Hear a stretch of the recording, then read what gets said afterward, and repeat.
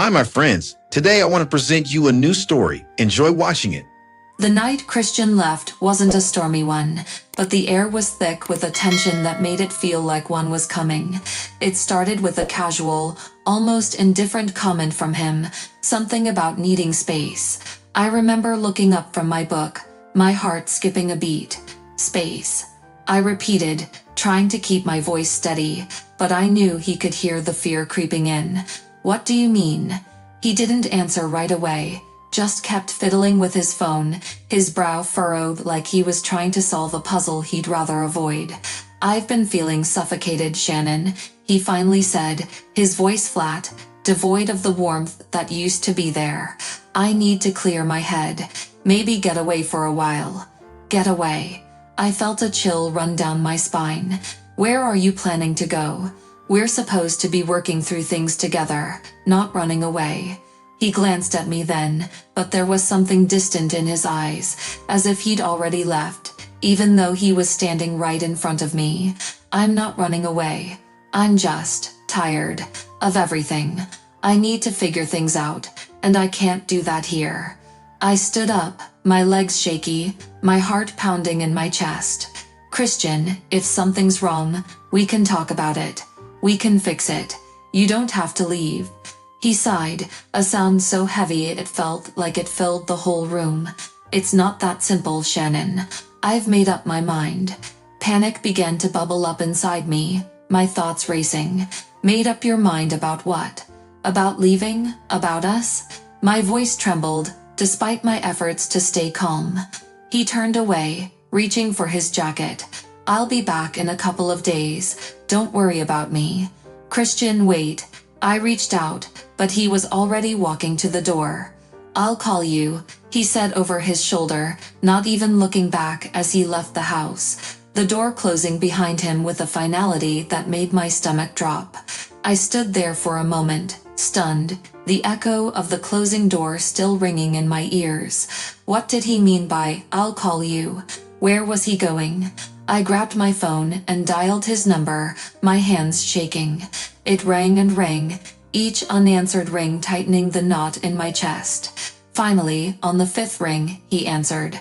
"Shannon, stop calling," he said, his voice cold, almost unrecognizable. "Christian, what's going on?" I pleaded. "Where are you? Why are you doing this?" There was a long pause, and when he spoke again, his voice was even colder. "I'm leaving. For good.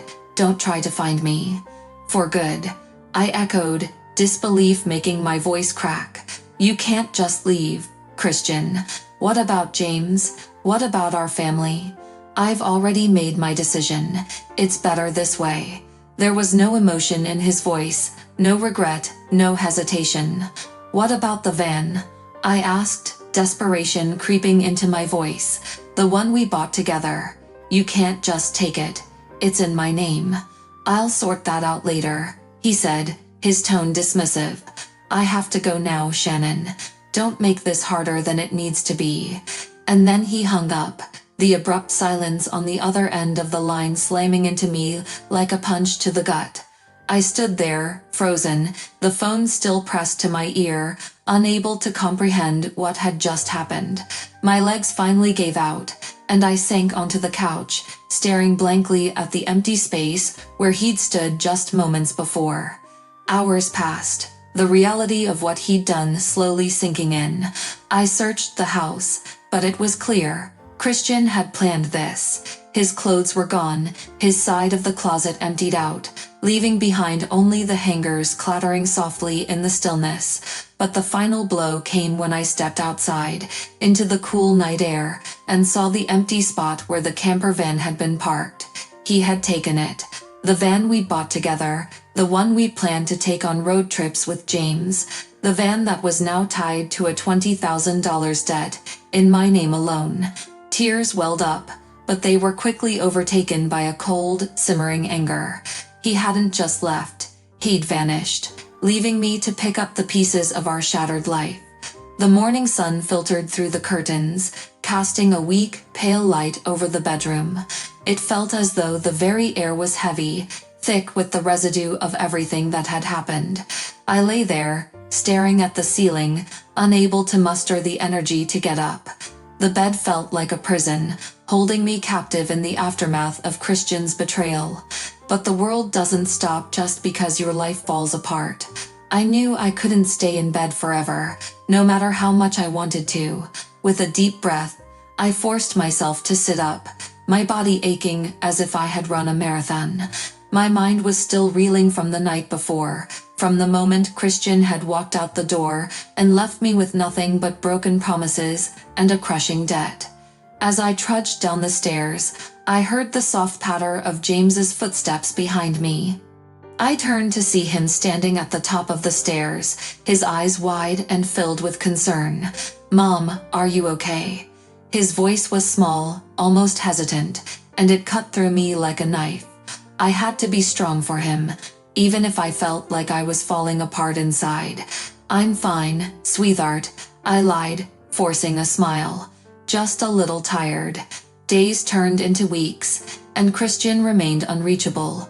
I tried everything, calling his friends, visiting his workplace, even filing a missing persons report.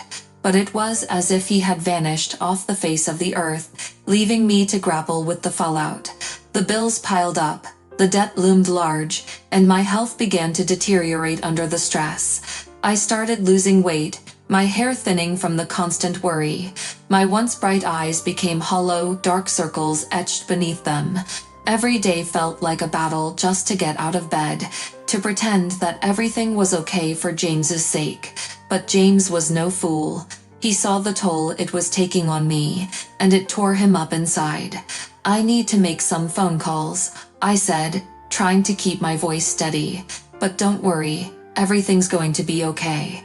James nodded, though he didn't look entirely convinced. "Can I help?" His offer tugged at my heartstrings, a reminder of just how much he had grown up in the past few days. But this was something I had to handle on my own. "You can help by being your amazing self," I told him, ruffling his hair affectionately. "Now go get ready for school, okay?" As he disappeared down the hallway, I turned my attention to the kitchen table, where a stack of bills awaited me. The sight of them sent a fresh wave of panic through me, but I pushed it down, forcing myself to think clearly. I had to deal with this one step at a time. I picked up the phone, dialing the number for the bank. My heart pounded in my chest as I waited for someone to answer, my mind racing with all the possible outcomes of this call. When a voice finally came on the line, I had to swallow hard to keep my voice steady. "Hello, this is Shannon Miller," I began, trying to keep the tremor out of my voice.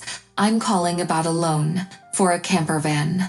There was a pause on the other end, followed by the sound of typing. "Yes, Mrs. Miller, I see the account here. How can I assist you today?"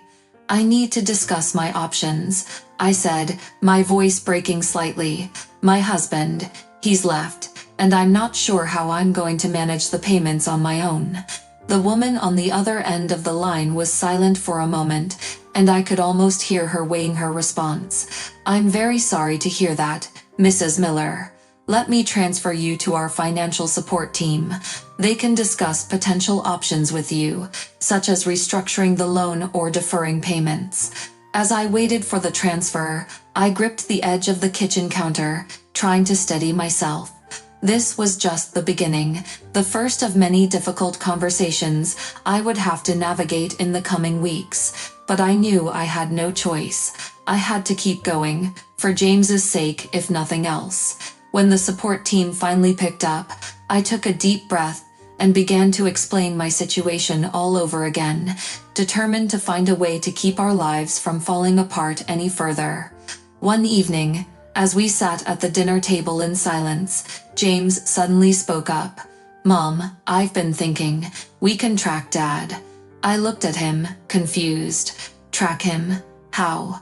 James's face lit up with a spark of determination I hadn't seen in weeks. "With the GPS app on his phone. If he's still using it, we can find him." I blinked at him, stunned by his resourcefulness. It hadn't even occurred to me to try something like that. "You think it'll work?" James nodded confidently. "It's worth a shot, right?" Desperation drove me to agree, and together, we sat down with my laptop and opened the tracking app. My heart pounded in my chest as James typed in the information, his fingers flying across the keyboard with a precision that belied his age.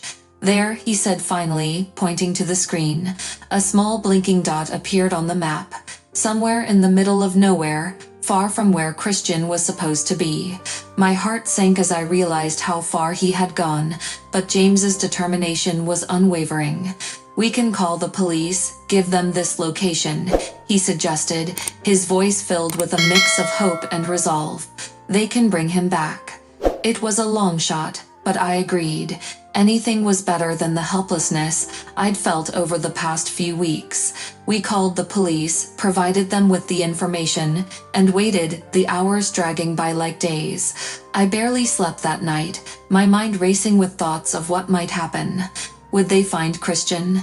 And if they did, what would he say? What excuse could possibly justify abandoning his family, leaving us to deal with the mess he had created? The next morning, just as dawn broke, the phone rang. It was the police. They had found Christian. When I arrived at the police station, I felt a mix of emotions: relief, anger, fear. I was finally going to see Christian again, but what would I say? How could I face the man who had turned our lives upside down? James was with me, his small hand clutching mine, as we walked through the sterile halls of the station. I could see the worry etched on his young face, but there was also a strength there, a resolve that mirrored my own. The officer led us to a small interrogation room where Christian sat, looking disheveled and tired. His once confident demeanor was gone, replaced by a look of defeat. He didn't even look up when we entered. "Christian," I said, my voice trembling with the weight of everything I wanted to say. He looked up then, his eyes meeting mine, and for a moment, I saw the man I had fallen in love with, the man who had promised me the world, only to take it away. But that moment passed quickly, replaced by the reality of what he had done. "I'm sorry, Shannon," he murmured, his voice barely audible. "I messed up. I didn't know how to fix it." I wanted to scream at him, to demand answers, but the sight of him, so broken and lost, took the wind out of my sails. Instead, I asked, "Why? Why did you leave us?" Christian ran a hand through his messy hair, looking away. "I don't know. I couldn't handle it anymore. The pressure, the debt, everything. I thought, if I just left, I could start over. But it didn't work. Nothing worked." I felt a surge of anger. "So you thought abandoning your family, leaving us to deal with everything, was the solution?" He flinched at my words, but said nothing. I could see the guilt eating away at him, but it wasn't enough. It didn't change what he had done. Before I could say anything else, the door to the room opened, and a woman entered. She was tall, blonde, and pregnant. My heart sank as I realized who she was. Anne, the woman Christian had left me for. She looked at me with a mixture of shame and defiance, her hand resting protectively on her swollen belly. "Shannon," she said, her voice shaky, "I didn't mean for this to happen. We didn't mean to hurt you." I stared at her, my mind reeling. It was one thing to know about the affair, but to see her here, standing beside the man who had destroyed my life, was almost too much to bear. But then something unexpected happened. Before I could respond, the door opened again, and two older people stormed in, Anne's parents. The woman, who bore a striking resemblance to her daughter, immediately began to berate her. "Anne, what on earth do you think you're doing? This is a disgrace," she shouted, her face red with anger. Anne recoiled, clearly not expecting this confrontation.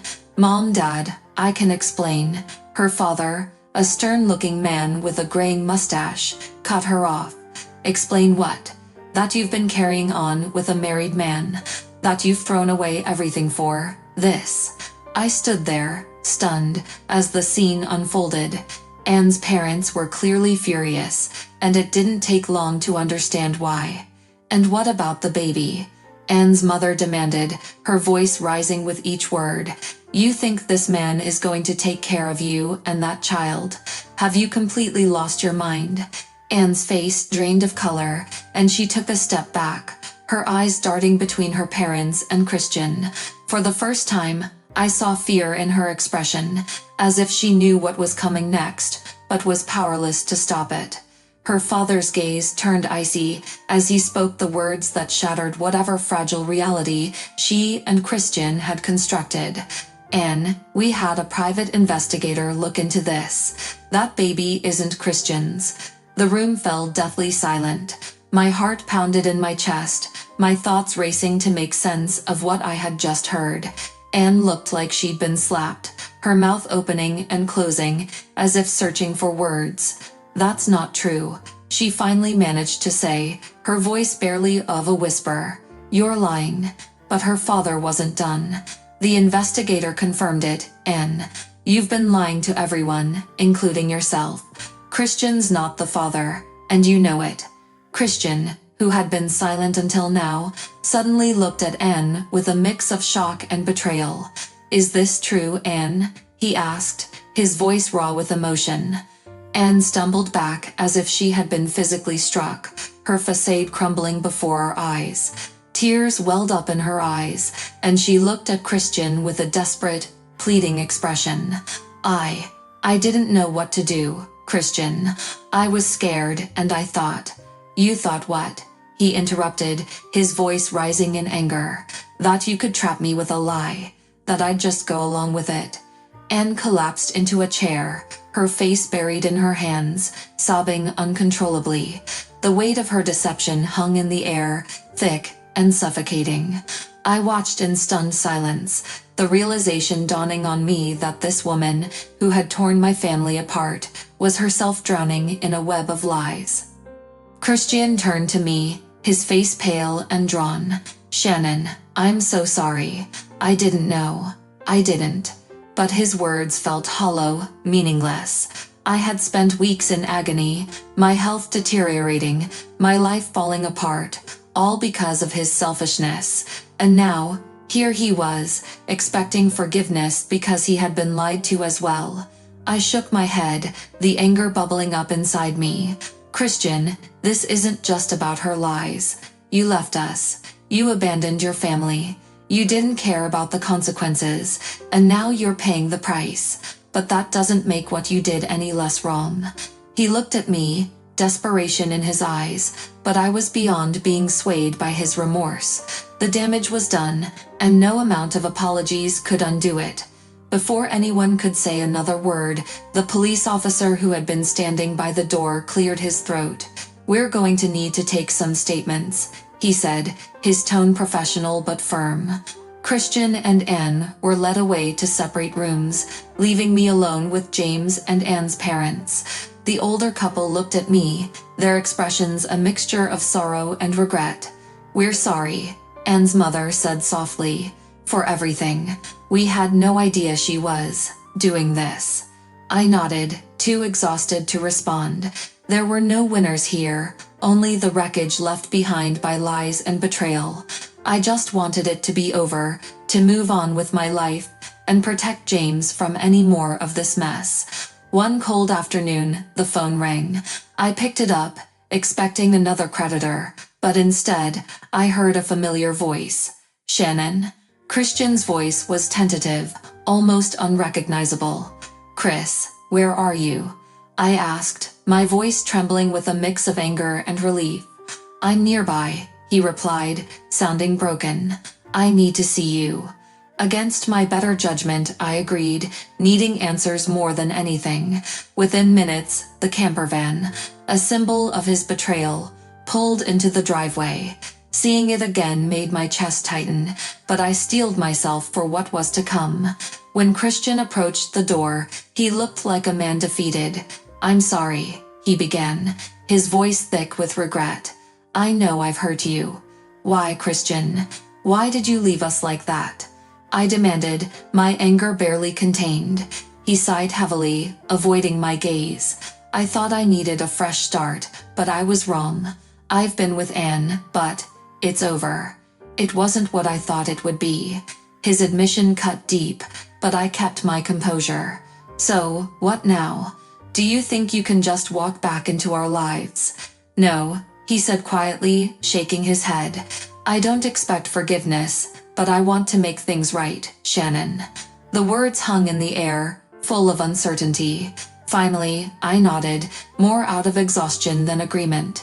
You need to prove it, Christian. Words aren't enough. I will, he promised, his voice earnest. I'll do whatever it takes. As I watched him standing there, a shadow of the man I once knew, I realized that the path ahead would be anything but easy. But despite everything, I felt a flicker of hope that maybe, just maybe, we could find a way forward. The days after Christian's unexpected return were a whirlwind of emotions and uncertainty. I couldn't sleep, my mind racing with questions about what to do next. James, who had been so strong throughout, was now more withdrawn, watching his father's every move with a mixture of curiosity and wariness. The tension in the house was palpable, as if we were all holding our breath, waiting for something to break. Christian tried to ease back into our lives, offering to help around the house and spend time with James, but it was clear that things couldn't go back to the way they were before.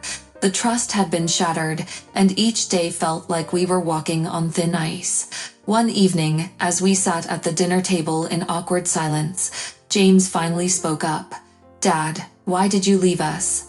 His voice was soft, but the question carried the weight of all the pain he had been holding in. Christian put down his fork, his face clouded with guilt. James, I made a mistake, he began, struggling to find the right words. I thought leaving would make things easier for me, but I was wrong. I hurt you and your mom, and I'm so sorry for that. James stared at him for a long moment, his eyes searching for something in his father's face. You hurt us a lot, he said quietly, his voice trembling. But I still want us to be a family. The room fell silent, the words hanging in the air like a fragile promise. I looked at James, proud of his courage, and then at Christian, who seemed to be realizing just how much he had thrown away. I want that too, James, Christian said, his voice thick with emotion. I'll do whatever it takes to make it up to you both.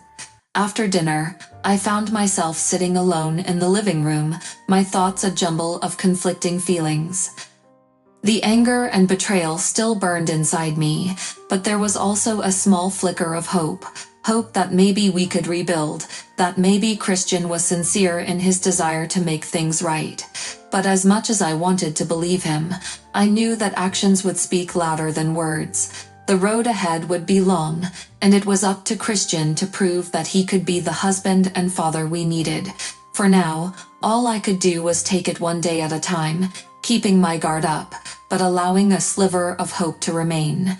The tension in our home gradually shifted to something more hopeful, though it was still tinged with the remnants of past pain. Christian's attempts at redemption had become more sincere. He enrolled in counseling, actively sought employment, and began to make amends for his past mistakes. It was a slow process, but each small effort marked a step toward healing. One Saturday morning, as I prepared breakfast, Christian entered the kitchen with a nervous smile. I've got something for you, he said, holding out a small, neatly wrapped box. I raised an eyebrow. What's this? Just a little something, he replied, his voice hopeful. Open it. Inside the box was a delicate silver locket with a photo of James and me inside. I was taken aback by the thoughtfulness of the gift. Christian watched anxiously as I examined it. It's beautiful, I said, trying to keep my voice steady. Thank you. Christian sighed with relief. I wanted to do something special. I know I've got a long way to go, but I'm committed to making things right. Later that day, Christian and James went to the park, a rare outing that had become a symbol of our tentative steps toward normalcy. As I watched them from a distance, I saw James teaching Christian how to fly a kite. Their laughter and shared moments, though new and tentative, were a welcome change from the coldness that had enveloped us before. When they returned home, James was brimming with excitement. "Mom, Dad's really trying," he exclaimed, showing me the crumpled kite string. "He even said he's going to help me with my science project." Christian, standing behind him, nodded. "I want to be more involved, Hannah. I want James to see that I'm serious about changing." As we sat together for dinner that night, the atmosphere was lighter, filled with cautious optimism. Conversations flowed more easily, and for the first time in a long while, we all shared a genuine laugh. I looked around the table, at the faces of the two people who meant the most to me, and felt a glimmer of hope. The road ahead was still uncertain, and trust was not easily restored. But as I watched Christian make an effort to bridge the gap he had created, I realized that a new beginning was indeed possible. It wouldn't be easy, and we would face challenges along the way. But with each small gesture, each step toward reconciliation, I began to believe that, perhaps, we could build a new future together.